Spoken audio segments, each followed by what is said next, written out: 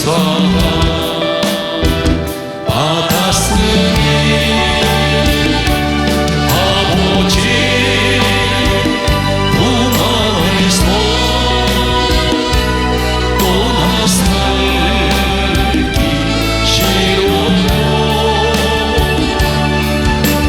나는 행복해요. 사랑이 샘솟으니 이 세상 무엇이든 죄로 남아요. 주님 한 분밖에는 사랑 없어. 작은 가슴 뜨겁게 주님 비나요. 주님 한 분밖에는 약속함이 없어요. 나를 믿고 따르는 자 반석 위에 서리라. 두 손 높이 들어 나는 행복해요. 죄사함 받았으니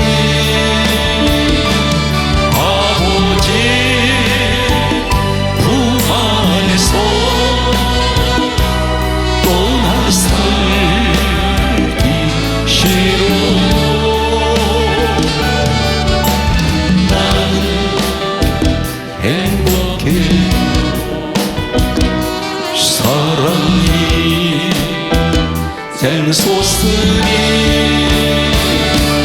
이 세상 무엇이든 죄우고도 남아요. 할렐루야. 우리 하나님 감사합니다.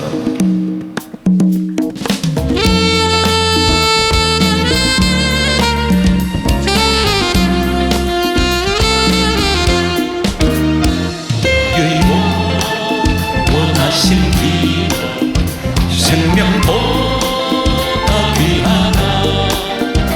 나의 갈 길 다가도록 나와 동행하소서.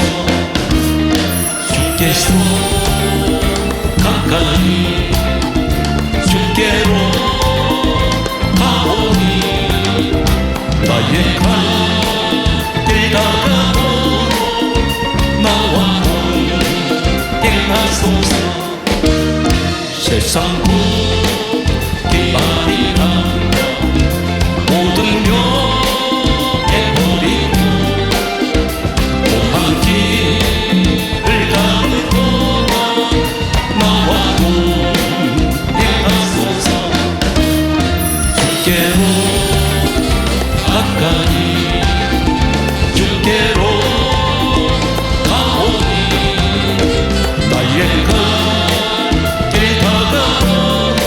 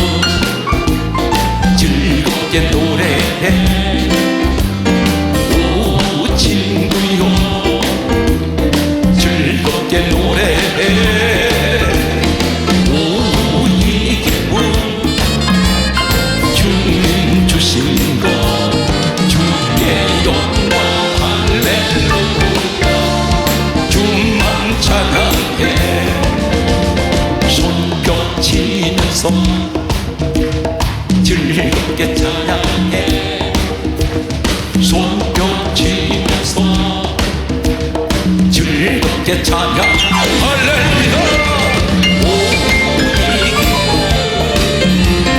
주님 주시는 것 주께 영광 할렐루야 주만 찬양해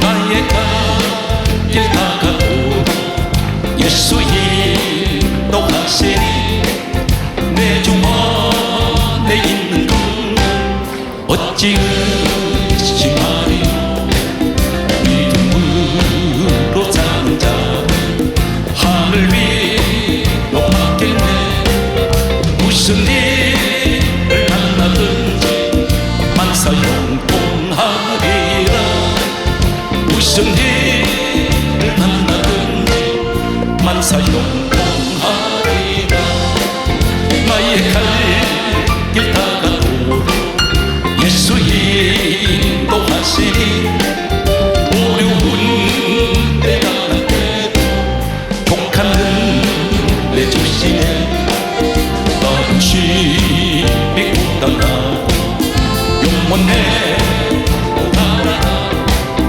나의 내 반성에서 샘물 나게 하시네 나의 내 반성에서 샘물 나게 하시네 나의 길 다가도 예수 인도하시니 그의 사랑 오직 근지 말로 할 수 없도다 성령 감화받은 영광 하늘 나아갈 때에 용용불을 다해 찬송 예수 인도하셨네 용용불을 다해 찬송 예수 인도하셨네 슬픈 마음 있는 사람 예수 이름 믿으며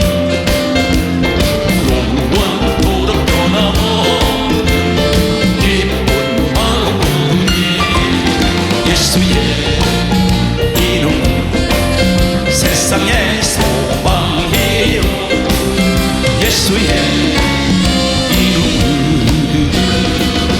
천국의 분일세 거룩하신 주의 이름 고의 앞에서 받아 환난 시험 당할 때에 주께 기도드라 예수의 이름 세상의 소망이요 예수의 이름 전국의 분일세 존귀하신 주의 이름 우리 기도다 주의 품에 안길 때에 기뻐 찬송 부르리 예수의 이름은 세상의 소망이요 예수의 이름은 천국의 분일세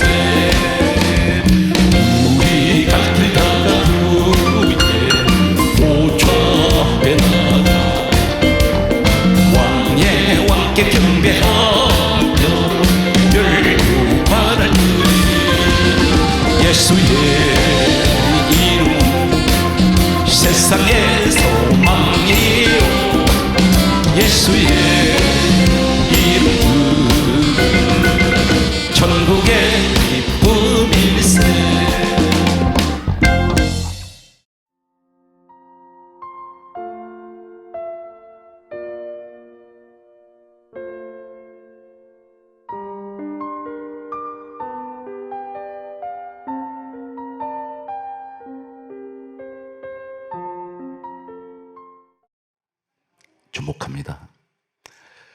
사람이 할 수 있는 일이 있고 할 수 없는 일이 있습니다. 그런데 할 수 있는 것은 극소수에 지나지 않습니다. 아무리 머리가 좋아도 이 문제를 해결할 수가 없습니다. 첫째는 죽음을 막아낼 수 없습니다. 언제든지 예고 없이 하나님께서 부르면 가야 합니다. 그래서 이렇게 말할 수 있습니다. 올 때는 순서가 있게 왔는데 갈 때는 순서가 없습니다. 누가 먼저 갈지 모릅니다. 그런데 사람은 어리석게도 이 땅에서 영원히 사는 줄 착각하고 온갖 수단 방법을 가리지 않고 사람이 악하게 살아갑니다. 그러다가 내일 보게 되면 이 사람 세상 떠나고 없습니다. 너무나 허무한 것이 인생이라 할 수 있는데 사람이 몸이 아프면 막아낼 방법이 없습니다. 내 몸은 내 몸인데 다른 사람에게 맡겨야 치료할 수도 있고 또 치료가 안 될 수도 있습니다. 자녀 문제도 부모님 마음대로 되는 것 하나도 없습니다. 안 되는 것 투성입니다. 그런데 우리 환경이 지금은 보게 되면 세계적으로 또 우리 국내 그리고 우리 가정 전부가 무덤 같은 그러한 시대가 아닌가 이렇게 생각이 됩니다. 무덤은 누가 들어갑니까? 죽은 자가 들어갑니다. 여러분 길거리에 길을 지나가는 분들 얼굴 보면 얼굴이 전부가 사색입니다. 근심이 잔뜩 서려 있습니다. 웃고 떠드는 분들, 근데 그들 웃음 속에 이상하게 들리는 소리는 허탄한 무시간 허공을 치는 듯한 그러한 웃음소리로 들려올 때가 있습니다.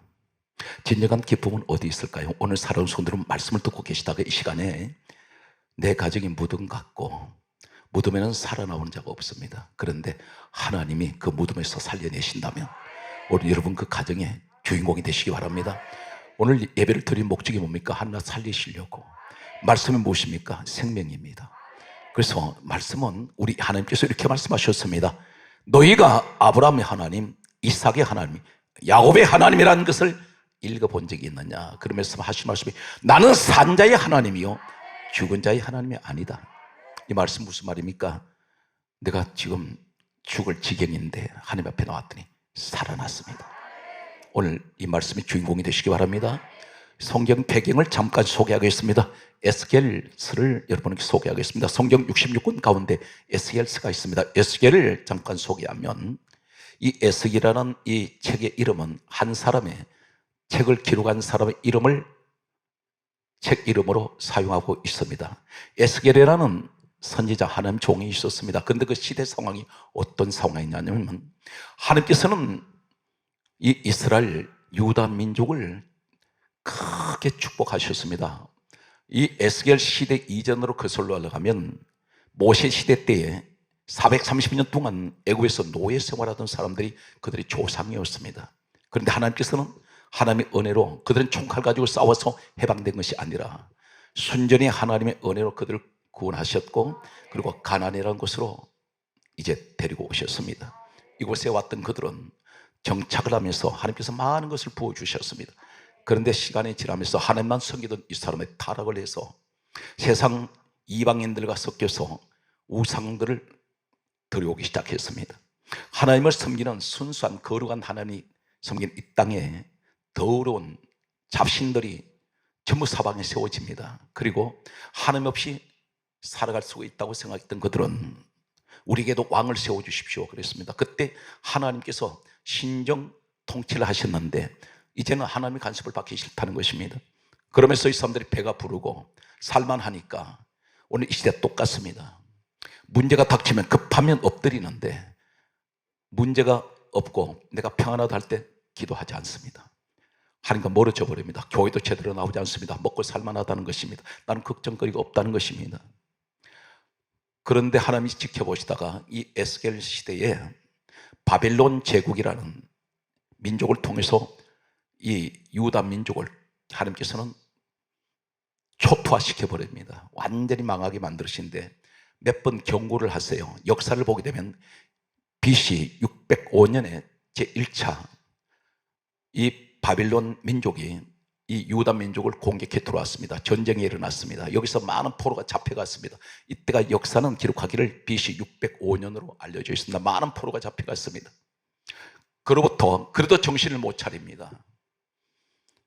그런데 하나님께 8년을 또 지켜보시다가 도저히 이 사람들이 하나님 택한 백성들인데 계속 타락하고 우상을 숭배하고 또 좀 풀어줬더니 이 사람들이 계속해서 하나님을 떠날 때 BC 605년 1차 침략을 통해서 많은 포로가 잡혀가고 난 후에 다시 BC 597년에 2차 또 공격에 또 들어왔습니다. 이때 또 수많은 포로 또 잡아갑니다. 이유가 뭘까요? 하나님을 떠날 때, 하나님 진노를 하실 때에 이 바벨론이라는 이방 민족을 붙여가지고 포로로 다 잡혀가서 수많은 곤욕을 치르는 처참한 그런 환경에 놓이게 됩니다. 그런데 또 정신을 못 차려요. 두 번을 겪었으면. 이로부터 11년이 지난 BC 586년에 또 3차 공격이 또 들어옵니다. 이때 포로가 다 잡혀갔습니다. 예루살렘은 완전히 함락돼 버렸습니다. 그들의 수도가 예루살렘이었습니다. 그런 상황에서 에스겔이라는 하나님 종도 잡혀갔습니다. 성경 말씀은 이렇게 기록합니다. 에스겔 1장 1절에서 2절에 보게 되면 내가 사로잡힌 지 거발강가에서 5년이 지났습니다. 이때 하나님께서 시커먼 먹구름 가운데 빛이 번쩍번쩍하는 불이 보이기 시작하더니 에스겔에게 임하셨습니다. 그리고 에스겔을 환상 중에 어디를 데려갔어요. 그때 상황을 보여주셨습니다. 이 사건이 오늘 본문에 에스겔 37장 1절 이하의 사건입니다. 하나님께서 오늘 골짜기로 에스겔을 환상 중에 데려가셨는데 그 골짜기에 보았더니 뼈가 가득하더라, 이렇게 기록하고 있습니다. 뼈밖에 없어요. 이 뼈가 사람 뼈인데 뼈가 가득하더라. 한마디로 말해서 태산을 이루고 있습니다. 그런데 성경 말씀 보게 되면 에스겔 37장 2절에 이렇게 기록합니다. 뼈가 심이 많고 따라서요 아주 말랐더라. 바싹 말라버렸다는 것입니다. 이 아주 말랐다는 이 의미는 어떤 것이냐면 뼈가 삭을 대로 삭아서 만지면 부스러져 버립니다. 그런데 이것을 왜 보여주실까요? 하나님께서 이렇게 말씀하십니다. 에스겔 37장 11절에 하신 말씀이 하나님 친히 이렇게 말씀합니다. 이 뼈들은 이스라엘 온 족속이라. 오늘 이 시대를 그대로 조명하면 이 뼈들은 이 민족을 말합니다. 바싹 말라버렸습니다. 뼈다귀밖에 없습니다. 그러면서 하나님께서 그들이 이렇게 세 가지를 말하고 있다는 것입니다. 그들이 이르기를, 하나님 이 소리 들으세요. 뼈다귀 인생에게 무슨 소리 들으시냐면 그들이 이르기를 우리의 뼈들은 말랐고 우리의 소망은 없어졌으니 우리는 다 멸절되었다, 이렇게 말하고 있다는 것이 이 시대입니다. 정확하게 이 시대 조명하고 있습니다. 얼마나 정확한지 모릅니다. 이 시대는 사방이 우상천지입니다. 문 밖에 나가면 전부 우상 섬기는 사람으로 사람들을 수를 헤아릴 수가 없습니다. 이 땅에 얼마나 많은 이단이 있습니까? 그런데 또 하나님 없이 살아가는 쾌락주의자들, 세상 정욕주의자들, 교회 나와도 하나님 이용만 하는 사람들, 구원은 전혀 관심 없습니다. 예수 관심 없습니다. 교회는 나옵니다. 나와서 뭘 합니까? 내 목적을 이루기 위해서 예수 그리스도를 이용하고 있다는 것입니다. 종으로 부리고 있습니다. 이렇게 하세요, 이렇게 해놓으세요. 그래서 내가 강요 아닌 강요를 기도를 하는 것을 통해서 하고 있다는 것입니다. 하나님 뜻하고는 전혀 상관없습니다. 우리 모습은 어떻습니까? 혹 내게 대단히 중요한 말씀을 하고 있습니다. 너 지금 교회 나와 앉아있긴 않는데 너 지금 탐심의 우상이 네 속에 가득 앉아있구나. 그것이 바로 뭡니까? 골로새서 3장 5절에 탐심은 우상 숭배라. 이 탐심은 뭡니까? 내 욕심이 가득하고 그래서 성전에 앉아있어요. 앉았는데 예배는 들으러 나왔습니다. 한번 자기 자신을 점검할 시간이 필요합니다. 왜 그렇습니까? 너무나 시간이 아깝지 않습니까? 허비한다면 하나님께서 그 모습을 보시고 진노의 오히려 대상이 되어버린다면 이 사람만큼 불행한 사람이 없다는 것입니다. 교회 나왔습니다. 어떻게 하시고 계시나요? 앉았을 때에 먼저 우리 주님이 가르쳐주신 기도 있습니다. 하늘에 계신 우리 아버지요, 이름이 거룩히 여김을 받으시오며 첫째가 하나님의 거룩함을 기도하라는 것입니다. 두 번째가 뜻이 하늘에서 이루어진 같이 땅에서 이루어져야 돼요. 하나님 뜻이 하나님 내게 나를 통해 이루어지게 하소서. 정리할까요? 하늘에 계신 우리 아버지여 이름이 거룩히 여김을 받으시오며, 두 번째가 뭡니까? 나라에 임하옵시오며. 무슨 나라입니까? 하나님 나라가 이 땅에 이루어져야 돼요. 그리고 뜻이 이루어져야 돼요. 그런데 우리는 어떻게 하고 계시나요? 하나님 거룩함 관심 없어요. 하나님 나라 관심 없습니다. 하나님 뜻 상관없어요. 내 뜻 이루어달라는 겁니다. 무조건 앉으면 하나님의 뜻이 무엇인지는 관심 없이 무조건 내 정욕적으로 구하고 있지 않습니까? 그러니까 기도가 응답이 안 돼요. 야고보서 4장 2절에서 3절에 뭐라고 그러셨습니까? 너희가 얻지 못하면 구하지 아니하며 네 기도 안 했기 때문에 못 주겠다는 겁니다. 이게 법이에요. 베드로전서 2장 8절에 말씀을 순종하지 않으면 넘어지나니 하나님 이렇게 정해 놓으셨습니다. 이것이 하나님 법이에요. 말씀대로 해야 되는데, 그런데 중요한 것은 야고보서 4장 3절에 정욕으로 썰이고 잘못 구하면 응답이 안 옵니다. 이것이 문제라는 거예요. 그래서 혹 내 기도가 왜 응답이 안 됐을까? 그것이 하나님 뜻하고는 상관없이 내가 정욕적으로 구한 것 아닌가? 내 속에 탐심이라는 이 우상이 들어앉아 있는 게 아닌가? 성경 말씀에 골로새서 3장 5절에 이렇게 말씀합니다. 탐심은 우상 숭배라.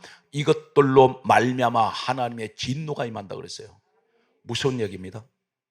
탐심을 가지고 구했더니, 욕심만 구했더니 구원하고는 상관없이, 예수와 상관없이 하늘에 하나님께 거룩한 상관없어요.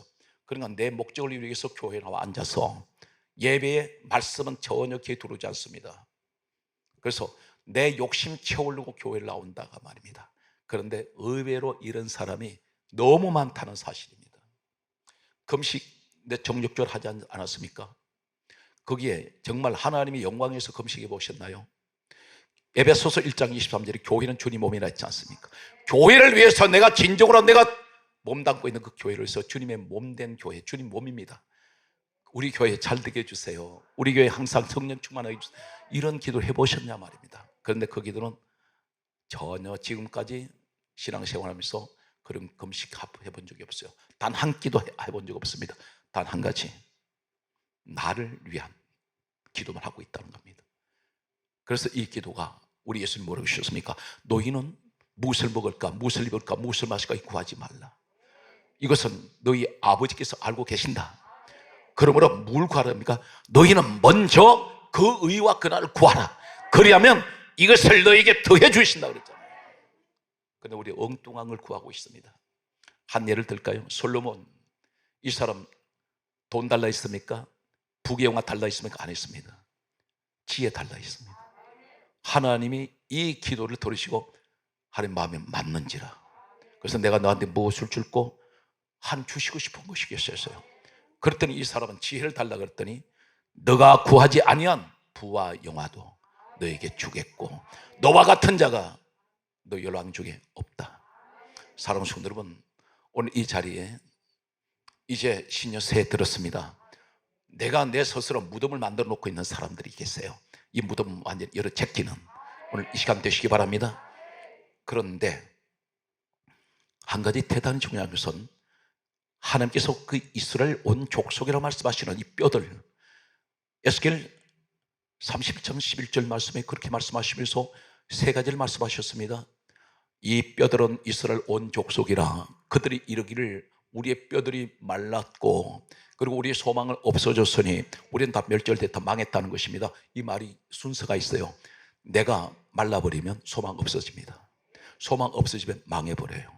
그러면 이 말랐다는 것이 뭔지 아십니까? 오늘 이 시대가 어떤 결과를 만들어내고 있는지 아십니까? 한국 교회뿐 아니라 전 세계 교회가 완전히 영적 생활이 말라버렸습니다. 교회에서 기도 소리가 들리질 않아요. 교회의 감사 소리가 안 들립니다. 은혜의 소리가 들리지 않습니다.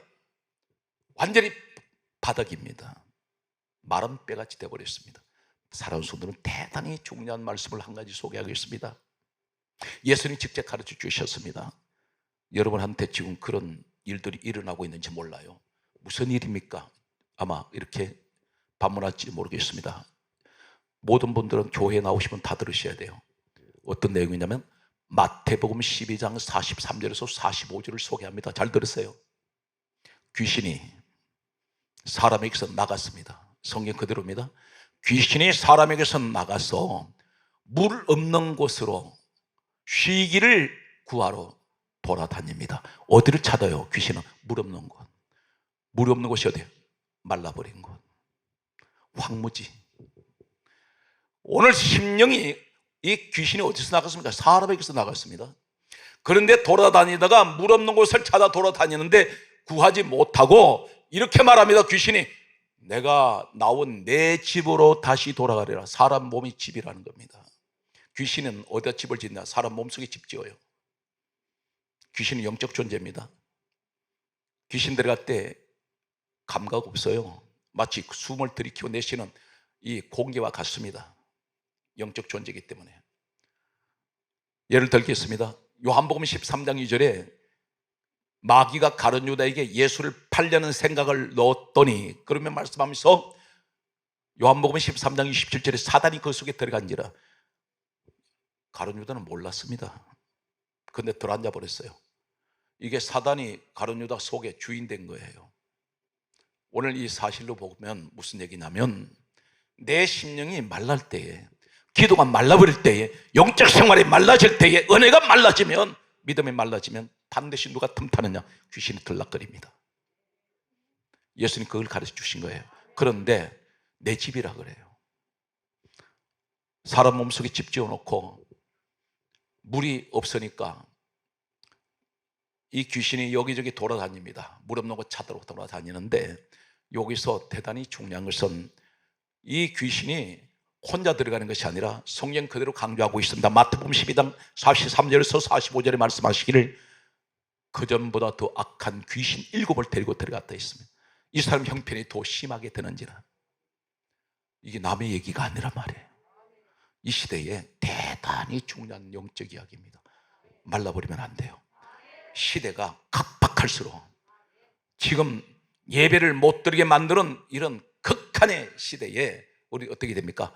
그럴 때일수록 더 열심히 드리도록 주님 앞에 내 목숨을 던지서라도 예배를 드리면서 내가 은혜로 채워야 됩니다. 은혜가 말라버리면 안 돼요. 그럼 어떻게 되냐 아십니까? 소망 없어져요. 은혜가 없는데 기쁨이 오지 않습니다. 교회 생활은 은혜가 말라미지면 반드시 내 신앙은 땅바닥에 떨어져 버립니다. 한 군데를 소개하겠습니다. 잘 들으세요. 창세기 41장 4절에 보게 되면 요셉이 꿈을 해몽하는 사건 가운데 이렇게 기록되어 있습니다. 소가 소 잡아 먹습니다. 소는 일꾼이에요. 소가 소 잡아 먹는다. 무슨 말인지 아십니까? 꿈을 꾸는데 소에 대한 꿈을 꿔요. 흉악하고 파리한 소가 나옵니다. 바싹 말라버린 소예요. 그런데 아름답고 살찐 소가 갈밭을 뜯어먹고 있는데, 이 갈밭은 캐논 말씀을 의미합니다.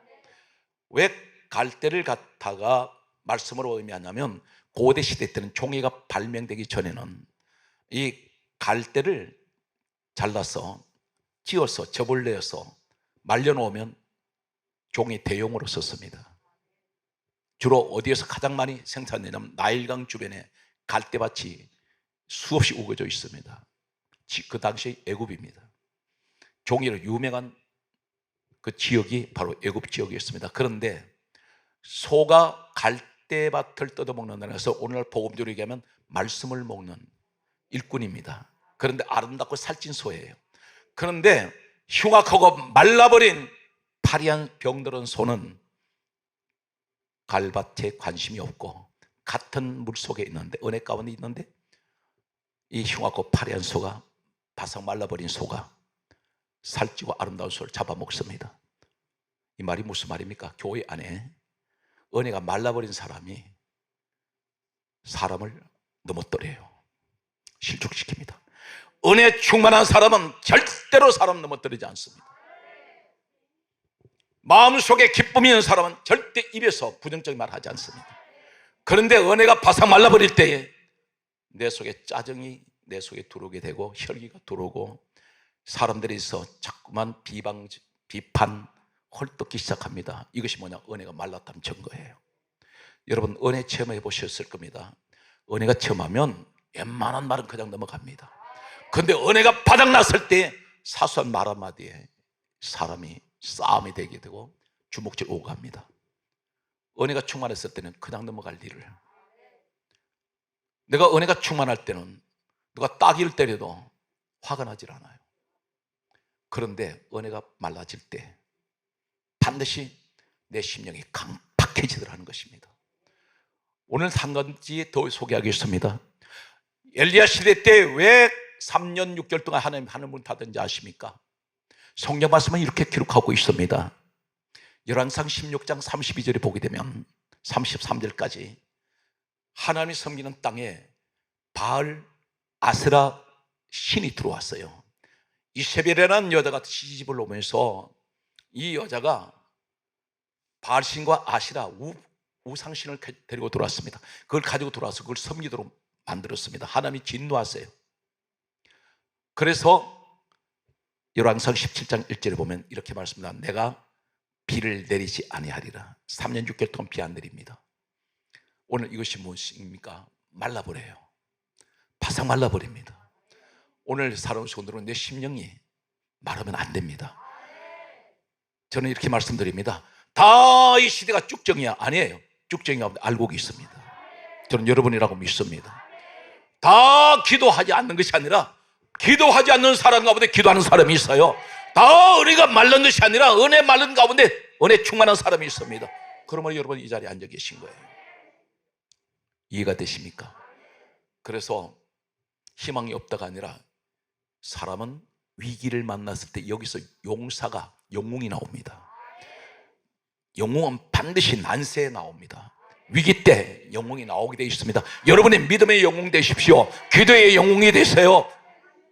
은혜가 충만한 영웅이 되시기 바랍니다. 그래서 오늘 여기의 말씀은 하나님이 보실 때 너 말랐구나.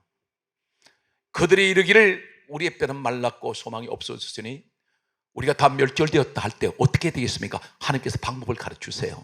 오늘 시간 황금의 열쇠, 행운의 열쇠, 축복의 열쇠, 오늘 이 주인공이 여러분 되시기 바랍니다.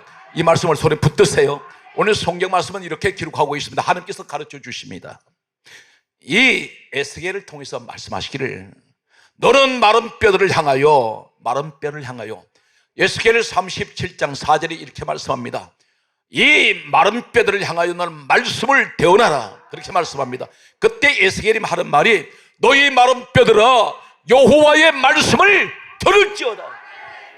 오늘 이 현장 되시기 바랍니다. 말씀을 들으세요.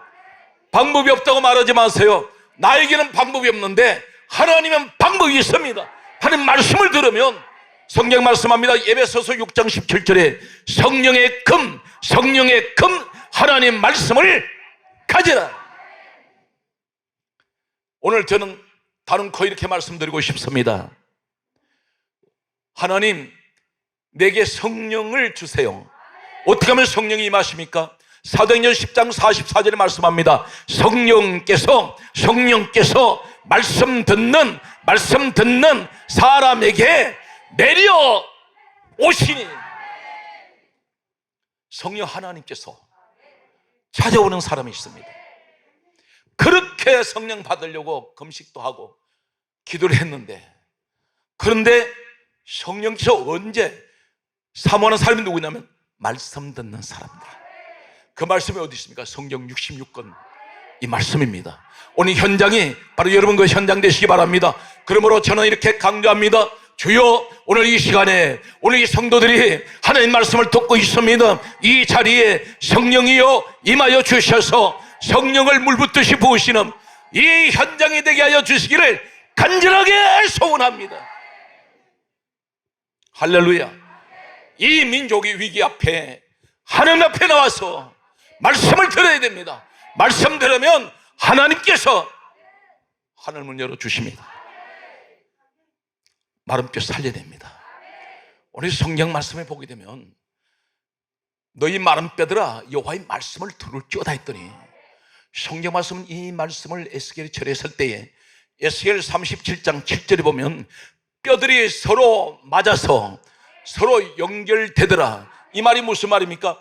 뼈가 사방으로 흩어져 있었는데 누구 뼈가 어디 뼈인지 모르는데, 그런데 하나님 말씀이 들려오는 순간 이 뼈 저 뼈가 들어맞고 서로 연결됩니다. 무슨 말입니까? 각자 제자리 찾아가요. 각자 하나가 됩니다. 말씀을 들으면 가정이 하나 되고, 말씀을 들으면 교회가 하나 되고, 말씀을 들을 때에 이 민족이 하나가 된다는 사실입니다. 뼈가 각자 위치가 있어요. 이 사회는 얼마나 혼란합니까? 무질서해요. 우리 가정은 얼마나 혼란합니까? 무질서합니다. 그런데 본전에 말씀을 들을 때에 내 가정으로 얘기한다면 내 남편의 자리에 내 남편이 서고, 내 아내의 자리에 내 아내가 서며, 자녀는 자녀의 자리에 서서 각자의 도리를 다하고 각자의 주어진 자리를 이탈하지 않는다는 거예요. 이것이 하나님의 질서입니다. 말씀을 들을 때 오늘 여러분이 주인공이 되시기 바랍니다. 오늘 성경 말씀은 계속해서 우리에게 무엇을 말씀하고 있습니까? 놀라운 말씀은 성경 말씀이 이렇게 기록합니다. 에스겔 37장 10절 말씀 보게 되면 이 마른 뼈들이 살아서 일어나는데 그렇게 큰 군대더라. 하나님께서 보실 때 군대예요. 여기서 놀라운 말씀은 하나님께서 말씀을 들었더니 오늘 이 현장이 바로 그 현장이라고 믿는 것은, 오늘 에스겔 37장 12절에서 13절에 이렇게 말씀합니다. 하나님 이렇게 말씀하세요. 따라서 내 백성들아, 내 백성들아, 내가 너희 무덤을 열고, 무덤 죽은 자가 있는 자리예요. 우리 가정이 무덤이라고 생각하면 내 자신이 하나님, 내 마음이 지금 무덤입니다. 살아날 것 같지가 않아. 내 사업이 지금 무덤 같아요. 무덤에 들어간 자는 살아서 못 나옵니다. 그런데 하나님 말씀합니다. 무덤 같은 너 환경 내가 열어 제낀다. 오늘 그 말씀이 에스겔 37장 12절에 말씀합니다.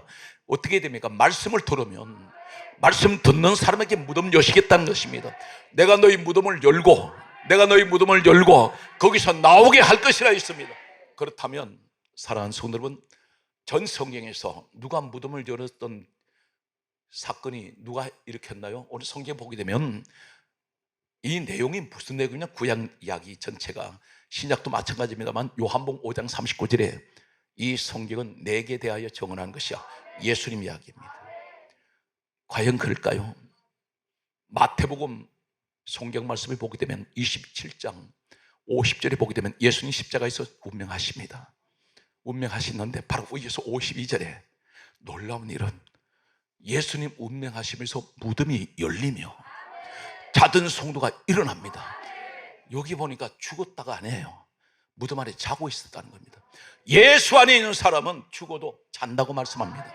무덤이 열립니다. 누가 열어주세요? 우리 예수님이 열어주셨습니다. 무덤 문 열어주시면서 자던 성도가 일어나서, 성경이 이렇게 계속 강조합니다. 마태복음 27장 53절에 예수의 부활 후에 그들이 무덤에서 나왔다 있습니다. 오늘 사랑하는 성도 여러분 분명히 누굽니까? 예수 사람 맞습니까? 그렇다면 여러분에게 한 가지 보장되어 있는 것은 항상 우리 주님은 무덤을 열어주십니다. 그분이 대신해서 십자가에 죽으시고 부활의 첫 열매가 되셨어요. 그래서 성경이 이렇게 강조하고 있습니다. 요한복음 6장 39절에 하실 말씀이 내가 마지막 날에 반드시 죽은 자를 다시 살리리라. 오늘 성경이 이렇게 강조합니다. 요한복음 11장 25절에 나는 부활이요 생명이니 나를 믿는 자는 죽어도 살겠고, 따라서 나는 죽어도 살겠고. 우리는 부활의 소망이 있어요. 그래서 여러분, 이 땅에서 우리가 죽는 게 정은 죽는 게 아니야. 우리 주님 다시 오실 때 가장 아름다운 모습으로, 가장 건강한 모습으로 다시 부활할 겁니다. 이 사실 믿습니까? 오늘 성경 말씀을 정리를 하겠습니다. 사랑하는 성도들은, 우리는 하루에도 여러 번 숨을 내쉬어요. 탄식의 소리, 마음이 아파서 신음 소리같이 내뱉는 그 숨소리가 있습니다. 옆에서 듣는 사람조차도 느낄 만큼 그 아픔의 소리를 가지고 있죠. 그런데 주님은 그 소리 들으세요. 내가 너의 아픔을 알고, 내가 너의 걱정하는 것도 알고, 내가 너 두려워하는 것도 알아. 그런데 이 세상의 모든 걸 하나님은 모르시는 것이 하나도 없어요. 어느 정도 알고 계실까요? 나는 너 머리털까지 몇 가닥인지 다 알아. 머리털까지 세신바 되셨다 있습니다. 성경 말씀에 이렇게 강조합니다. 나는 너 발걸음 몇 걸음을 걸어서 걸어가는 줄 내가 알고 내가 눕고 일어나는 것도 안다. 오늘 그렇다면 하나님은 우리를 어떻게 말씀하세요? 모든 걸 다 알고 계시기 때문에 내 근심 염려 뭐라 말씀합니까? 베드로전서 5장 7절에 말씀하시기를 너희 염려를 다 주께 맡겨버리라. 따라서 다 맡겨버리자. 마음에 있는 거 끄집어내시기 바랍니다. 계속 강조합니다. 빌립보서 4장 6절에 말씀하시기를 아무것도 염려하지 말고 오직 기도와 간구로 너희 구할 것을 감사함으로 하나님께 아뢰라. 그러면 믿음이 있는 사람은 모든 지각에 뛰어나신 그릇의 평강이 너희 마음과 생각을 지켜주시려 했습니다. 오늘 시간 기도할 때 조금도 의심하지 말고 오늘 성경 강조합니다. 야고보서 1장 6절에 하시는 말씀이 오직 믿음으로 구하고 조금도 의심하지 말라. 조금도 의심하지 말라. 의심하는 자는 마치 바람에 밀려 요동하는 바다 물길 같으니 이런 사람은 주께 무엇인지 얻기를 생각하지 말라. 두 마음을 품어 정함이 없는 자라다. 사랑하는 성도들, 어떤 문제를 가져오셨나요? 하나님 보실 때는 아무리 태산 같은 문제를 가져오시도 하나님 보실 때 똑같습니다. 아무것도 아니에요. 여러분 병명 하나님 안 보세요. 저는 성경을 보면서 우리 예수님이 단 한 번도 너 병명이 뭐야 물어보신 적 없어요. 단 한 가지 믿음을 묻습니다. 너 낫고자 하느냐? 제가 낫기를 원합니다. 내 믿음대로 될지어다. 사랑하는 성도들은 염려하지 마세요. 하나님 앞에 염려는 불순종의 죄 짓습니다. 하나님 염려하지 마시라는 걸 자꾸 염려하면 그 죄 짓는 겁니다. 그것도 한 가지는 하나님을 불신하는 거예요. 내가 믿는데 하나님은 전능하신 하나님이고 무엇이든 다 하실 수 있어요. 단 한 가지, 믿음으로 구했으면 믿음으로 이루어진 걸 믿고 계시란 말이에요. 이제는 우리 주님이 일할 차례다. 이 사실 믿습니까? 주님께서 일하실 차례예요. 나는 오늘 또 주여 이 시간 간절하게 소원하는 것은 우리 주님께서 나의 문제를 이미 다 알고 계셨고 오늘 시간 오늘 나를 불러내신 오늘 여기까지 오신 여러분들은 누굽니까? 누가복음 2장 26절에 성령의 지시함을 받았어요. 내 마음으로 오셨는데 내 마음으로 온 것이 아니라 그 생각을 우리 하나님이 움직이시는 거예요. 성경 강조합니다. 누가복음 2장 26절에 성령의 지시하심을 받아 27절에 성령의 인도하심으로 성전에 들어왔어요. 이 사실 믿습니까? 오늘 여러분 성전에 들어왔으면 하나님이 나를 보내셨는데 성령님께서 나를 데려오셨을 때 하나님 말씀하세요. 내가 너 걱정하는 거 알고 너 기도하는 거 알고 있어. 그런데 하나님께서는 반드시 때와 시기를 하나님 타이밍 맞춰요. 그 때를 맞춰서 내 때가 아닙니다. 나는 지금 급해. 그런데 하나님 보실 때 정확하게 하나님께서는 알파와 오메가. 오늘 계시록 20장 13절에 나는 알파와 오메가요. 나는 처음과 마지막이요. 나는 시작과 마침이 된다. 나는 너의 인생 시작부터 끝까지 다 알아. 하나님은 모든 걸 주관하세요. 오늘 여기서 말씀을 제가 여러분 예수님에 대한 확실한 믿음을 가질 수 있도록 한 가지만 말씀드리고 마치겠습니다. 예수님이 누구신가요? 이렇게 물으신 한마디로 말씀드려서 골로새서 1장 18절에 근본이신 예수 그리스도, 이 근본 헬라가 원문인데 헬라어 원문에 아르케라 그랬죠. 아르케. 이 아르케라는 근본이란 이 아르케가 어디 있냐면 요한복음 1장 7절에 태초에 이 말씀에 아르케예요. 다시 말해서 근본이신 아르케 되신 예수, 이 말씀은 요한복음 1장 1절에 태초가 되시는 예수. 그렇다면 창세기 1장 1절에 첫 시작이 무엇입니까? 태초에 하나님께서 천지를 창조하시니라. 이 태초가 헬라어로 이야기하면 태초가 예수님이에요. 예수로 시작해서 성경 66권 마지막 책이 계시록 22장 20절에서 21절에 아멘 주 예수여 오시옵소서, 이 말씀이 끝이 나요. 그러면 전체가 뭡니까? 시작도 예수로, 마치는 것도 예수로. 이 속에 무엇이 있나요? 성경 66권 속에는 천지, 우주, 만물 모든 것이 다 들어있습니다. 그 주인이 누구세요? 우리 예수님이란 말입니다. 우리 주님이 시작하시고 우리 주님이 마치십니다. 그렇다면 여러분이 그 속에 있단 말입니다. 우린 그 세계 속에 있어요. 여러분 예수님의 세계 속에 있어요. 오늘 이 사실 믿습니까? 그러므로 염려하지 말고 반드시 기도하는 대로 됩니다. 오늘 그러므로 하나님은 우리 무덤을 열어주시려고 말씀을 들으라는 거예요. 말씀을 들을 때 기적은 일어납니다. 오늘 말씀을 들을 때 무덤 문이 열렸습니다. 오늘 시간 믿음으로 이 말씀을 믿는 사람은 반드시 2023년 무덤이 열려지고 거기서 잠자던 자가 일어나고 무덤에서 완전히 청사가 나옵니다. 오늘 여러분의 그 주인공이 오늘 여러분 신 것을 믿고 하나님께 영광 돌리는 이 시간 되시기를 예수 이름으로 축복합니다.